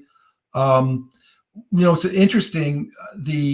His opponent, will be sworn into office. There's a lot of policies that might just stay the same, even though Biden railed against them. Mm-hmm. Like the wall, for example. I don't know. Is he going to tear down the wall? I can imagine he's not going to do any more building on it. But for a lot of reasons, I don't even know why the wall, causes any problem. I mean, there's fences all over, borders of various countries. And, I think it's a ridiculous thing to for the most part, the fences were reinforced, the fences that were already there. So, and then there's the Iranian deal and the Paris Accords, all that kind of stuff. I guess they could do executive actions and things like that. I am given the impression that a lot of stuff Biden might just keep in place because it sort of works. He won't say that out loud, but it remains to be seen. And then, he needs to address the public. Great. I'd like to see him address the public from the Oval Office. I don't know that I've ever seen him deliver an Oval Office behind the desk. He does it in one of those side rooms. Mm-hmm. And for some reason, I'd like to see him sit behind the desk and do an outline of, and here's the thing, he's got to avoid, coming off like a victim. And, yes. And, he's got to do that. I think it's okay for him to refer to, we have issues with how we talk to each other. In other words, like the way I talk with you, I guess I'd like to write a speech, is that I don't want him to ignore the issue that we have problems with how we deal with each other. And then, and then itemize, the stuff that he did. And I'm fearful that he won't do that. I think I think that could even be a routine thing that that presidents do at the end at the end of their terms, and they just give an outline for it. Well, I'm fearful that he won't do it, but I also am fearful that even if he did do it, the media would say, "Oh, Trump is just trying to throw propaganda to the American people, and we're not going to air it." They would, and you know what? There's a really gracious way he could say, "I'm going to say something to you, and I realize it could be taken a million different ways, but I still want to say it, and go on record, and I'll leave you to interpret what it means. But I'm going to try to speak plainly to you." Imagine if he started his speech like that. Mm-hmm. I mean, my ears like hearing something like that. And then he'll go for it, and then of course he'll get ripped no matter what he says. We know that, but there will be people like us who will get to talk about it and process it. And I don't know what you think about McConnell, but just before the intrusion into the storming, he gave a remarkable speech about certifying the election, and it's a process. He almost had tears in his eyes, and I had friends who are from the left say he sounded great, and then Schumer came in there and said some horrible stuff, non-unifying stuff. The reason I'm bringing that up is there are people we disagree with a lot. The more I disagree with somebody, the more anxious I am to actually hear what they say with trying to unfilter my ear to hear it, because I want to hear the case they make for themselves. So I'd like him to make a good case for what he did, and I'm not worried that it'll get spun a million different ways. And I think he could just say it in a gracious way. I know people will hear this differently. I still want to say this to you. And you know what I'm interested in? You know the tradition that they have where presidents leave a message in the desk for the president who's coming in? I want to read Trump's notes so bad. I really do. I think that'd be hilarious. I was thinking he'd probably use 2 words. Yeah, I was thinking he'd probably use 2 words as well. You know what Trump should do is take a picture of the note before he puts it in the envelope and send it out via whatever he's on next later. I think that would be hilarious. I think Howard, I'm gonna miss Trump as president so much, just because it has been amazing. It really has. I'm thinking what are we going to do? I know. He made the media a lot of money. Yeah. It's amazing. I don't think we've seen the last of him. No. Keep your seatbelt on. There's lots of intrigues, but what's been the message here? Whatever they do, it's not about them. It's about us.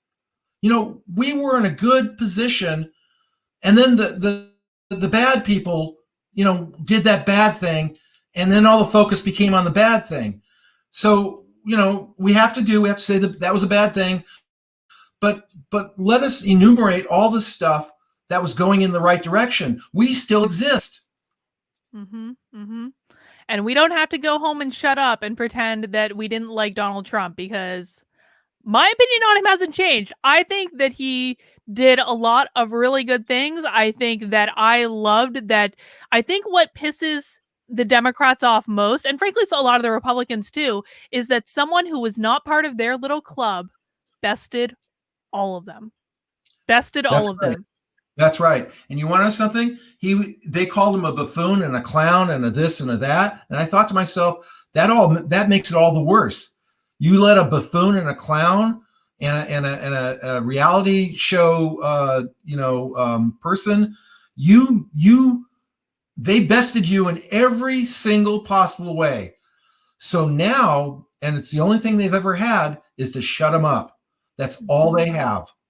Mhm. And And the Trump's not thing, gonna go anywhere. I he- mean, Trump is gonna do something. He's gonna buy a network, or he tweeted that he was gonna build his own platform, and Twitter immediately, boom, took it down, and, sure, like, we have not heard the last from Trump, and, I think it's gonna be fascinating to watch how this unfolds. it Um, will be. Howard, do you mind if we do some super chats? Because I've had a bunch of super chats come in that I have been actively ignoring because we've been having a great conversation, but I wanna go through some of those right now. Is that okay? Yeah, yeah. All right, let me see. Let me see. Okay. Jamie Armstrong asks, why don't the left realize how much money they will lose by censoring and banning those who are not in lockstep? Howard, I don't think they care. Well, here's my yeah. They don't, but the answer I had was because they're short-sighted. Hmm. Another way to look at everything that's happened, and by the way, I got overwhelmed with so much stuff, and I sort of went silent for a while because I wanted to process everything. The left doesn't look at the long game; they only look at what's going on now, and um, and and so it came out there was some controversy that came out with Kamala Harris being on the cover of Vogue. Yeah. The controversy was how well, I don't even know what it is, so I don't want to try to unpack it. But Oh, there was a I know what controversy it is. about her on the I, cover of Vogue. I know what it is. They wanted what because I actually read this article this morning and I thought it was hilarious. Vogue had two different cover options, and one was Kamala looking a little bit more casual, and one was her in like a powder blue jacket with her arms crossed, looking very authoritative. And her campaign or her people were pissed that they chose the one of her looking more casual rather than the one of her looking more authoritative. Because they wanted to have Vogue be like a little piece of propaganda. That was what it was. I just thought that was Okay, hilarious. okay. So here's the thing. That's funny. How important is it in the real world? It's not important at all. It's the cover of Vogue. Who cares? Okay. Most everything that the left was obsessed with was things that weren't important at all. Trump said at during a time in the pandemic, a month before Easter holiday, he said, "I hope we'll be able to go to church." He was excoriated for that. Okay. Wow. Okay. Now, yeah, so the left spent their time on things like that. And that's what I mean by being short sighted. They looked at all that kind of stuff that didn't matter. If you think about all the criticisms that were hurled at Trump nonstop, 99% of them were about nothing. Mhm. They weren't about anything serious. So the left isn't serious. But here's the thing, the left is serious about getting power. That's one thing that they've been very, very, very good at. I agree with you. All right, let me see. Cher Carr says hello from Washington. The Parler shutdown was an eye opener to people who weren't aware of what has been going on. This could be a positive thing. Howard, I got to tell you, like, and obviously we knew that Parler was going to be shut down when Amazon basically pulled their servers. But when I woke up yesterday and I just went to parlor.com to confirm that it had been shut down and it was just wiped off the map, that was a really chilling moment for me because it was like it was just like in 1984 where it had been memory hold. Yeah.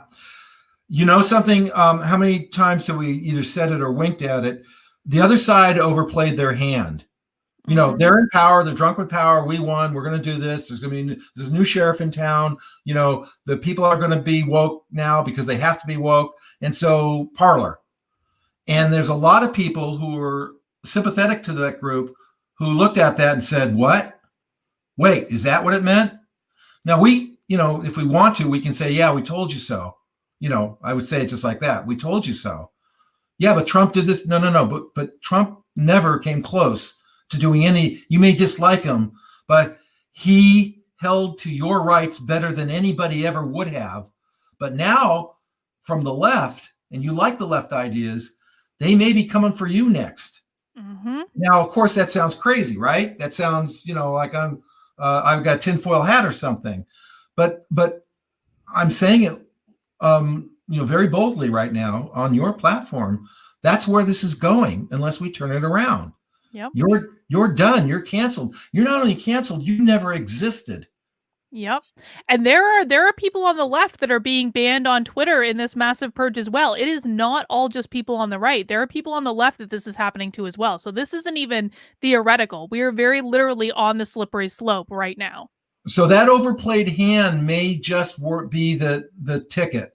The overplaying of the hand may cause the people even on their side to go, no way, no way. So let's see. We'll see. Jeff Horton says, just showing my support for what you're doing. Thank you. You are a sorely needed voice. You are a heaven sent. Well, thank you. And I think Howard is a heaven sent too. And I just want to remind everyone that if you enjoy what we're doing, please make sure you join our locals, because we know that we're not going to get banned off locals. And the information for both of us is in the description below. Six Semper Tyrannus says, Pyrrhic victory, win at a great loss. Yeah, that's what it feels like. Yeah. Vexel Turning says, thank you for the conversation today. Much respect. I believe more are rational people, but they are very fearful and scared by cancel culture on steroids at the moment.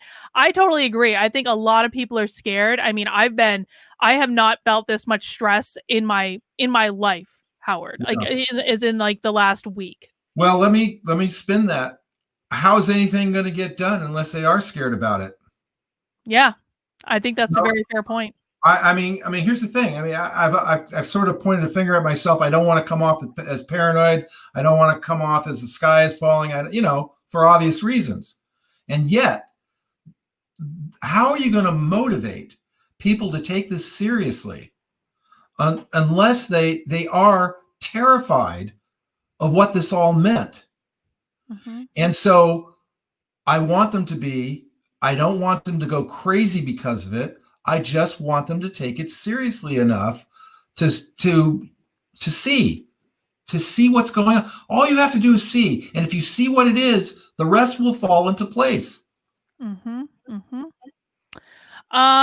Elizabeth Barlow says, I wish people would see it's been 20 years in the making. 9/11 put a pause on this. If 9/11 hadn't happened, we'd have these issues now, only sooner. What do you think about that, Howard? Well, basically, I think there's merit to saying that. There are things in history that interrupt a certain kind of momentum, because we got to stop and pause and deal with 9/11 and process it and fix what was broken and all that kind of stuff. Same thing with the world wars. I've always said we're in a political dark age. We've been in it since the Civil War, but that was interrupted during World War I and World War II. So 9/11 was a huge event. It was interesting. George Bush was the president at the time, and he was a very hated president by the people who hated him. I hated him. I did. I hated him. All right. You're a hater of Bush. And so then 9/11 happened, and you know what? We didn't miss a beat. We were together for one day. For one day, we were together. But the second day, or maybe we were together for 2 days, but it started to deteriorate, and people went back to the hating stuff. But there's a reason I'm pointing out that one day, and I think it points out what your viewer was saying. Is that there are things that shock us into the immediacy of what's happening. And here's what's unfortunate. When the thing happens, we don't learn what we should have, and we just go back to doing the thing that we did before. So I think if she was lamenting, I'm lamenting with her that this didn't start with Trump. This has been there forever. The canceling in one way or another was always happening. Now it's hugely institutional. We could all see it. It's not hiding anywhere. It's even proclaiming it's how virtuous it is to be canceling. It's saying, yes, we're canceling because we're doing it for the cause. Mm-hmm. I mean, that's really, talk about scary. That is really scary. I agree. And I want to add to that because I remember very clearly 9/11 and the aftermath of it. I was in college at the time. And I remember I was one of those people that I was fine with coming together around 9/11, but then as soon as he started invading other countries and especially Iraq, I was like, no, no, no, no, no, no, no, I'm not on board with this. And I was one of those people that was protesting the war out on the Boston Common. And what happened is the Republicans basically told us that we were being un-American, and the American thing to do is to support the president. We're in a time of war. You are un-American if you don't support the president. Well, I think it's very ironic, and it just shows you how the wheel of fortune is constantly turning, that now we're in a situation where the Democrats are not supporting have not supported the president for the past 4 years, and they are the ones screaming that anyone who did is un-American. Yeah, that's what I was talking about. This idea that, if you're a Republican official in office, you should just be out. And I mean, my God, they said that full voiced, full throatedly. If you supported, you're out. So where are all those people supposed to go? I mean, I mean, I don't know what their, well, I know their end game, but I don't know if they know what their end game means. I don't think if they like, do you think that they want a civil war? No, I don't think they want a civil war. Um, sometimes you ask a question that deserves more thought than I can give right in the moment. I understand. No, don't stop doing that though. Keep doing it. Okay, this thing about civil war. Okay, we're already in it.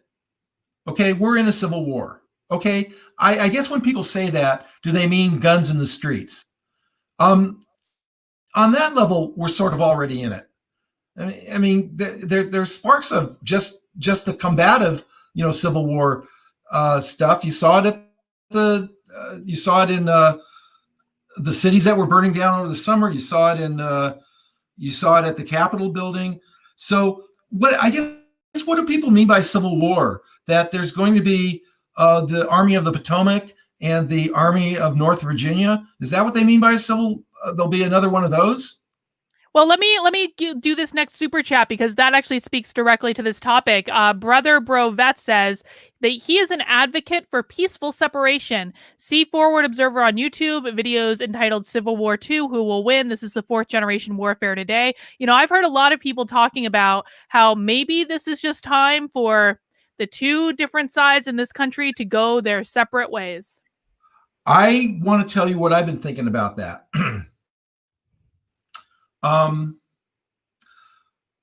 I think that might be one of the appropriate positive things that can be done, but that is a separation within the Constitution. Now, what does that mean exactly? You're free to live in any state you want to, right? You can you can live where you're living. You can sell your house. So far, you're free to start a business, right? So far, if you want to start a bank, I don't know if you want to start a railway. I guess you'd have to purchase land. But all of those things are enterprises. Their bridges are built. There are public bridges, and there are people who built private bridges, right? Communities that need a bridge somewhere over a river, and they get the approval that it can be built, but they got to come up with the money. So, I mean, this is really a deep dive into, well, if we could live anywhere we want to live, one of the things about the states, the 13 colonies coming together, and the reason they didn't want to was because they thought of their states as individual countries. And if I'm Rhode Island and I'm going to want to join New York, but I don't like the policies, the civil policies that New York does. If I live in Rhode Island, I'm not gonna want to do that. But there were issues about trading and currency and civil defense. So anyway, the United States happens. They make a constitution. I think that under the Constitution, there are communities that can build, that operate in the ways they want to, and they don't have to do they don't have to go along with how other states do stuff. So if that's a civil war or some kind of a separation, I think that's possible. Well, we'll see. We'll see.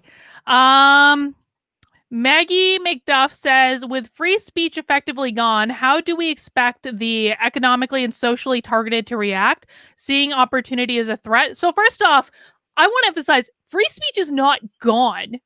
It's not gone. And I think saying free speech is gone is an overreaction here. We're literally having a conversation right now freely on this channel that's being broadcast on the internet. Like, Howard and I haven't been banned from anything yet. That's not to say we won't be. But I mean, we do still have free speech. But I think I think what I see, like in Maggie's question, how do we expect the economically and socially targeted to react, and how do we expect them to see opportunity and threat?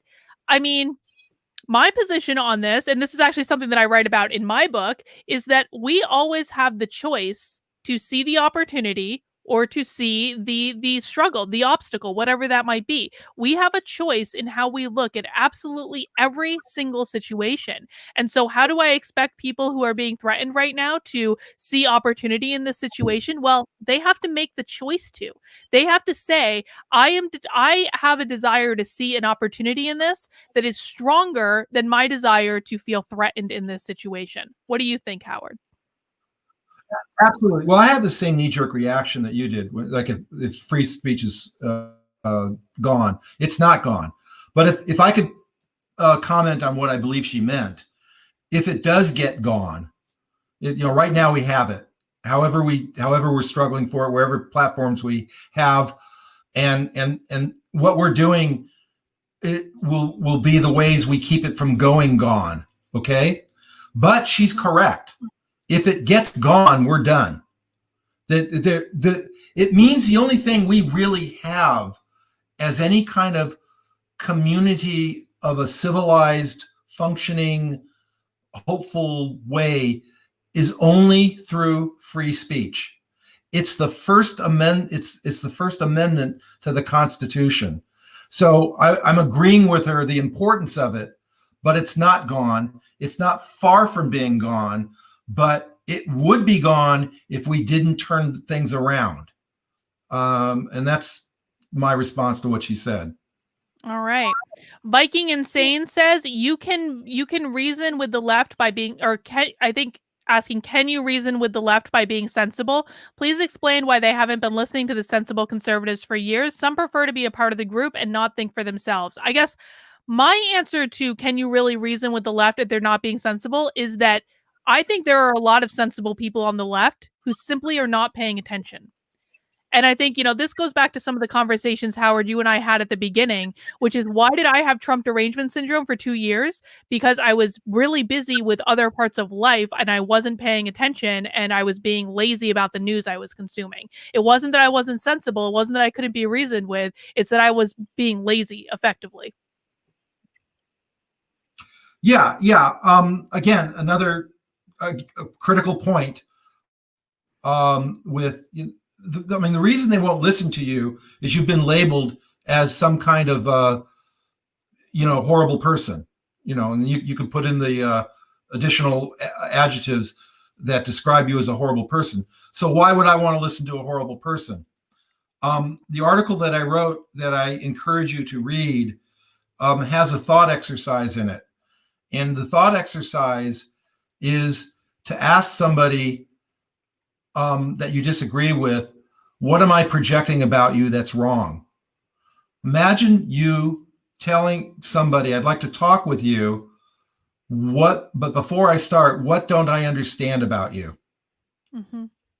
And I hope that's obvious that what it means is I'm breaking down a barrier, that if I'm talking with you based on bad premises, if you're talking to me based on your bad premises, we're not talking, we're not communicating, we're not connecting.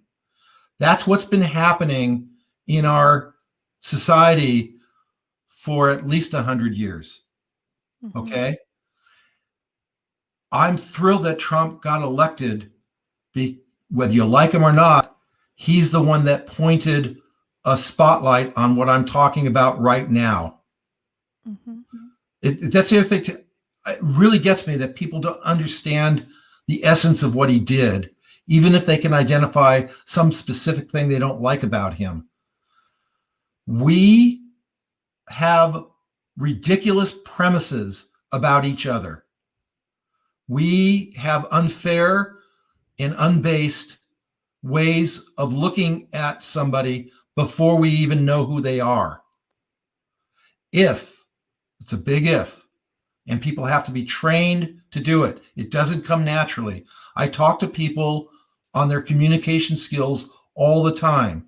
The number one problem with couples is money, and the number two problem is communication. And sometimes you can put communication ahead of that, which would help them with their money problems. But people don't know how to talk to each other because their projections and their premises are, even if they're, I just want to say they're wrong, but even if in some way they have some merit, you don't come at somebody with a negative view of who they are. And that goes for both sides. Oh, yes. Both sides. Both sides, yes. Mary Hawkins says, I think I heard you say critical race theory will be put back into government entities. As a government employee, do you think I will be fired if I refuse? So first off, critical race theory is already back in government entities because the Department of Labor is no longer enforcing Trump's executive orders around banning it from government entities or taxpayer dollars or anything like that. So it is already back. Biden is going to rescind that executive order on day one. He's basically already said that anyway, so it will be coming back. You have to be very careful because you could absolutely potentially be fired if you refuse. However, I will tell you that there are government employees that are fighting back against this, and I know because at least one of them is a member of my locals community. And what she did was she got herself to be put in charge of bringing in diversity trainers. And so she volunteered for that position. She got herself appointed to that position that is going to last for years. And so she will be bringing in trainers that are not doing critical race theory training. And so there are ways that you can fight back against it, but you have to be smart about it. And I would not be refusing to do the training. I would go in, I would put on my fake smile, I would smile and nod the whole time, do what they want you to do, then go back to work, because otherwise you are absolutely in danger of losing your job. I was going to ask your opinion about it because you just sort of gave me the answer. I just had a discussion yesterday at a session on Zoom with a 12-year-old person, and they're getting a lot of indoctrination. And the kid's really smart, and he's onto it. And he was showing me some videos that were absurd. They were really ridiculous. And in his particular case, I didn't even have to debunk it. He just said this. He goes, "This is what we're exposed to." So I did a little reality checking with him and just said, "You understand that they're mandated to do this kind of stuff. I don't want you to not get a good grade in the class. I don't want you to have trouble. So I just wanted to encourage him not to make a problem out of it."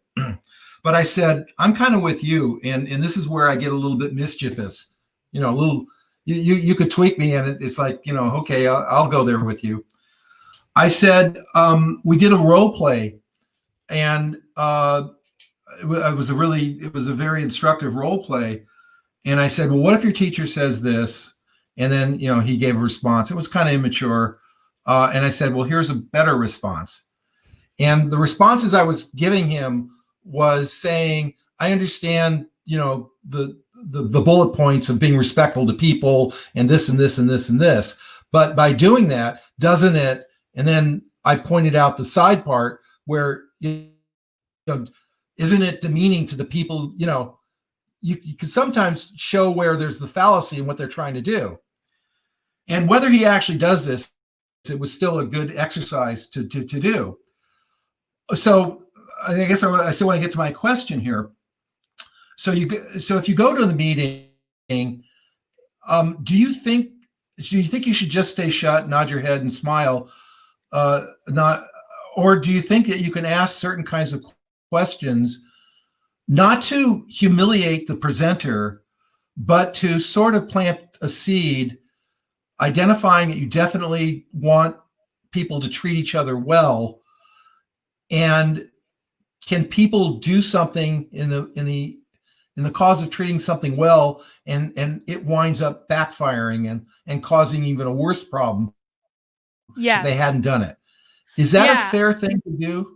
I think it absolutely is a fair thing to do. On New Discourses, James Lindsay actually has a list of questions somewhere, and I don't have the link offhand, guys. I'm sorry, but he does actually have a list of questions that people who have to do this type of training can go in and ask during the training to kind of just try to disrupt the thought processes, but doing it in a like a way that you've just suggested, Howard, where you're not resisting, but you're saying, well, what about this? But what about that? And you're doing it while you're presenting that you're doing it from a place of genuine curiosity, when in fact you're trying to poke holes in what they're doing. I am also Yeah. actually going to be launching a big project in the next hopefully couple weeks. I was hoping to have it up already, but the world has gone mad, so you guys will have to forgive me. But I am actually going to be launching a project where what I want to do is have a public calendar of all of these public critical race theory trainings that are happening for people to actually go and attend these trainings live, where they can actually ask questions and see questions to these trainers live in front of their audiences to try to disrupt it. But I think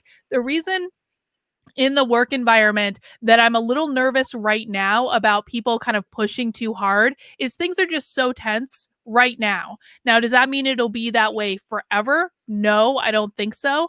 But I think for right now, if you want to be 100% certain that you're going to keep your job, I think it's best to kind of tread lightly in this scenario.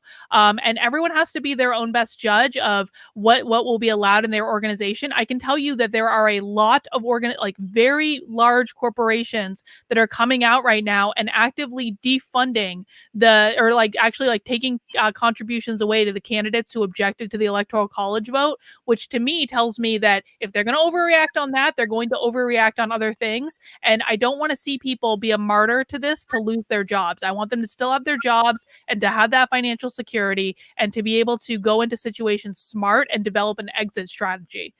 So I would say tread lightly for right now. But you have to be your own best judge of what's comfortable. You know what though, and I agree with all of that. It's like, don't lose your jobs, but then it plays to the bigger issues.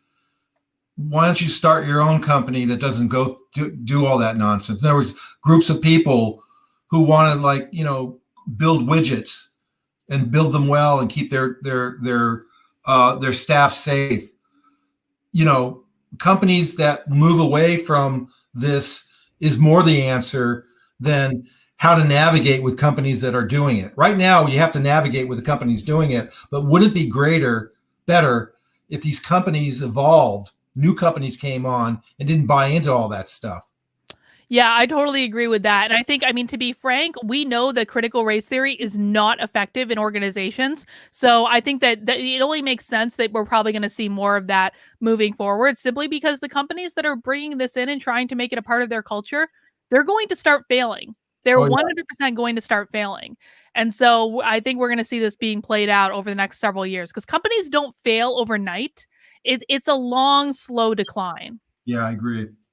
All right, let me see. Viking Insane says economic disaster coming. Hyperinflation will make millions of Americans poor as dirt. How much American debt does the CCP own? I think again, I think these are very good questions, but I also want to encourage people, do not assume that the worst possible thing is inevitable, because you're only going to hurt yourself in that. You're not going to hurt anyone else, and you're not going to be able to make any positive improvement in your life.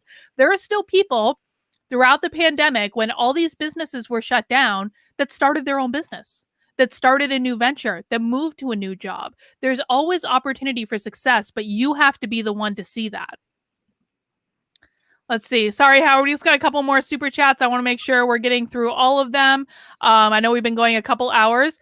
Brother Bro Vet says, no one who'd kill a human in utero, manipulate a child's genitalia, has moral authority to govern, especially when he's a record of warmongering abroad. Well, he is actually going to be the president. So we need to all start wrapping our heads around this. My brother Barovet also says Obama bought the Tea Party. Tea Party birthed Trump. Obama brought the Tea Party, not bought the Tea Party, brought the Tea Party. Tea Party birthed Trump. What will Trump bring? Legos is rising. I mean, I think that I think it's not a matter of what Trump's going to bring. I think it's a matter of what is the Democratic government controlled by the Democrats at every level going to bring over the next couple of years. I think there's going to be a red wave in 2022. I think there's just no getting around that unless people absolutely all go to sleep and stop trying. Yeah. Colin Sanders says, my family fled Northern Ireland for the Troubles. Looks like the stories I heard growing up. How do we get both sides to the table without 30 years of violence? Well, Colin, I think that we've discussed a lot of strategies in our couple hours here today. And I think it's just a matter of calmer heads need to prevail and people need to keep talking and having sensible conversations. There's a lot of people like us who want to do this. And that's what, I mean, if I'm banking on anything, is that there's more of us than them. Mm-hmm. And so therefore, the discussions and the strategies, there's plenty to talk about and there's plenty to do. So we'll roll up our sleeves. I don't feel like backing off on it. I'm in it up to my eyeballs. And frankly, I think all of us are in it up to our eyeballs. It's touched us. Mm-hmm. And then our last super chat is Scoop of Truth, who says, what are your thoughts on the Great Reset? I'm going to be honest, I have gotten this question over and over and over again lately, and my thoughts are always the same, is that I haven't really looked into it, and I'm not really going to worry about it right this second. I'm not going to see this as a huge crisis situation. I absolutely refuse to. I think a lot of people are getting sucked into this Great Reset thing as like the next big conspiracy thing that's going to rile people up, and frankly, I don't think it's good for anyone. I just don't. This country is not going to descend into socialism overnight, guys. It's not. And I think that people who are saying it is, or it's all the Great Reset, or all these things, they're trying to catastrophize, and I don't think it's healthy. What do you think, Howard? Any last thoughts? Yeah, I want to be spot on with this. I don't think there is a reset at all. I think there's certainly forces that describe and want, what that if they got it, it would be socialistic. An example of this would be that actually Biden got elected, that he was nominated. The Great Reset was looming, and the Democrats looked and said, well, wait, we really, really, really don't want that. All right, well, what are we going to do? Oh, look, there's Biden. But Biden's not competent. I know that, but let's put him in there because we don't want the reset. I think getting Biden in is sort of evidence that there's too many people who will not allow themselves to drift into a socialism. Now, having said that, I think it's dangerous that there's so many people who are in power that could, move it in that direction. But that's what we're here for. That's the way I look at it. We're here for the Great Reset not to happen. I think that's actually a really good point, and I had not thought about that before. Whereas if the Democratic establishment wanted the Great Reset, they would have allowed Bernie Sanders to continue on his path to winning the nomination. They didn't do that. They stepped in. They got Pete Buttigieg and Amy Klobuchar to drop out. They got Elizabeth Warren to stay in, specifically to take away votes from Bernie. If they had wanted the Great Reset, they would have allowed Bernie to get right in there because that's what Bernie wants. All right, guys. No, just all right, guys. I'm agreeing with you. People do not. Exactly. So guys, stop freaking out about the Great Reset. It really doesn't help anyone. All right, that is all the time we have. Howard, I think this is our longest stream ever, but we hung in there. We toughed it out. I'm sure we'll have Howard back on in the future, guys. So please make sure, again, on your way out the door, you hit that thumbs up button. Make sure you subscribe to the channel, and please make sure you join Howard and I on Locals, where we know we will not be banned or kicked off or anything like that. Thank you for hanging out with us today, and we'll see you guys soon. Thank you.